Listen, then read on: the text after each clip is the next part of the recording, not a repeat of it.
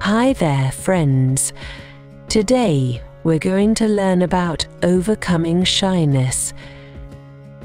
It's okay to feel shy sometimes, but it's important to remember that everyone feels that way.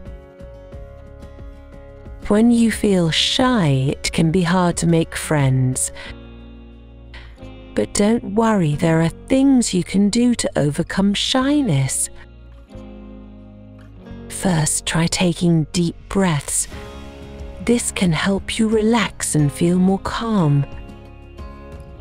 Next, practice smiling and making eye contact in front of a mirror. This can help you feel more confident. Joining a group can be a great way to meet new people and make friends. Find a group that shares your interests, like a sports team or a club.